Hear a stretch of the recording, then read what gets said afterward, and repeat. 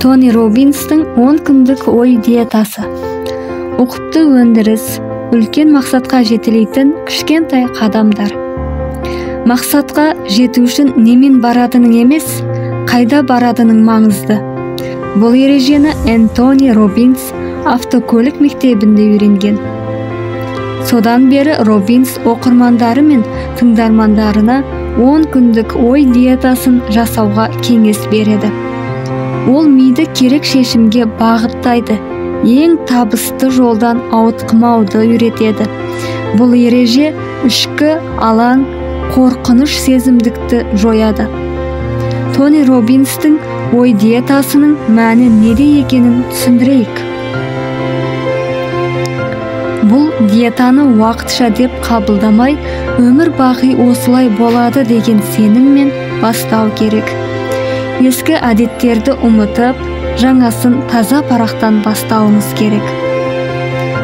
10 күн жаман ой ойламай өткізу.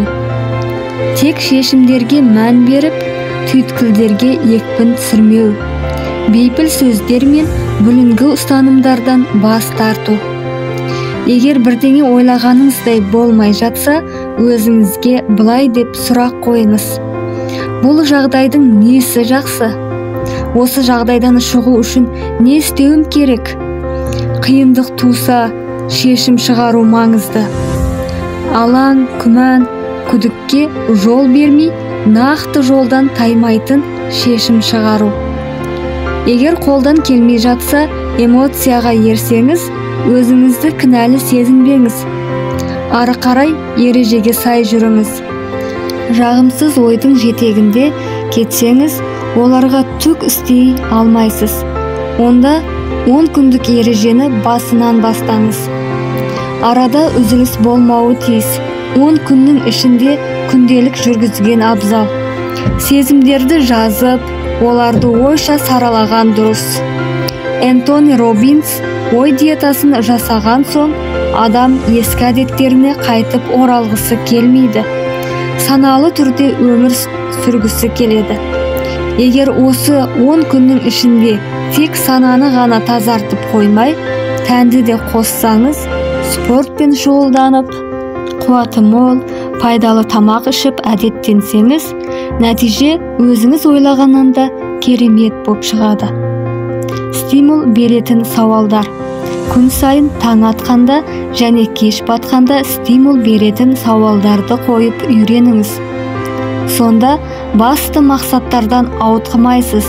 Таңғы сауалдар: мен неге қуанамын? Немен мақтанамын? Не үшін алғыс сезінемін? Және кешкі сауалдар: бүгін қандай жаңа дүниені үйрендім? Бүгін түйген сабақтардан ертең не істей аламын? Бұл сұрақтарды күйбең тірлік ортасында жүріп те қоюға болады. Тіс шайғанда, таңғы ас даярлағанда. Егер үнемі неге менің жолым болмайды, неге мен осындай жағдайға тап болдым деп сұрай берсеңіз, тығырыққа тіреле бересіз. Сәтсіздікті позитивке айналдыру үшін басқа сұрақтар қою керек. Мысалы, бұл жағдайдан не ұттым? Бұл сәтсіздік маған не үйретті? Сонда нақты шешім қабылдауды үйренесіз. Өзгеріске жетелейтін сұрақтарды қойыңыз. Бірде ниетсіз бір қызметкер Роббинстің компаниясын банкроттыққа ұшыратып, $700,000 қарызға кіргенде, Роббинс өзінен сұрайды: мен бұл жағдайдан қалай шыға аламын? Компанияны құтқарып қоймай, оны бұрынғыдан да күшті әрі ықпалды етемін. Менен алыстағы адамдарға өз идеямды қалай айтып жеткіземін? Бұған дейін ол тек шығын аудиторияға тренинг жүргізетін.